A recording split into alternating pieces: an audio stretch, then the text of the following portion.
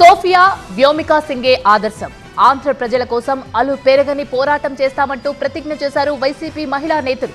కూటమి ప్రభుత్వ కుట్రలకు భయపడే ప్రసక్తే లేదన్నారు రోజా, వరదు కళ్యాణి. టీడీపీ, జనసేన పార్టీలు మహిళలను మోసం చేశాయన్నారు. వైసీపీని అధికారంలోకి తేవడానికి వీర వనితల్లా పోరాడతామన్నారు మహిళా నేతలు. ఆంధ్రప్రదేశ్లో నారావారి పాలన ప్రజలకు నరకంగా మారిందన్నారు మాజీ మంత్రి రోజా.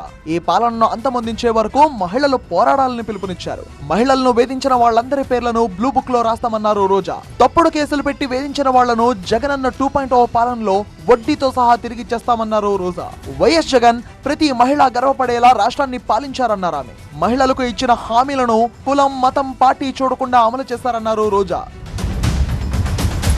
రాష్ట్రంలో పోలీసులు సోషల్ మీడియా ద్వారా టీడీపీ ఆర్గనైజ్డ్ క్రైమ్ చేస్తుందని మండిపడ్డారు వైసీపీ ఎమ్మెల్సీ వరదు కళ్యాణి. పార్టీ నాయకులు, మహిళా నాయకులపై అక్రమ కేసులు పెడుతున్నారని మండిపడ్డారు. ఈ కేసులకు, వేధింపులకు భయపడాల్సిన అవసరం లేదన్నారు ఆమె. రెడ్ బుక్ తో రెచ్చిపోతున్న వారికి అంబేద్కర్ రాజ్యాంగంతో శిక్షిస్తామన్నారు. తాడేపల్లిలో జరిగిన వైసీపీ మహిళా విభాగం రాష్ట్ర స్థాయి సమావేశానికి హాజరైన విడదల రజని, తానేటి వనిత కూటమి ప్రభుత్వంపై ఆగ్రహం వ్యక్తం చేశారు. అక్రమ కేసులు బనాయించడం ఇప్పటికైనా నిలిపివేయాలన్నారు.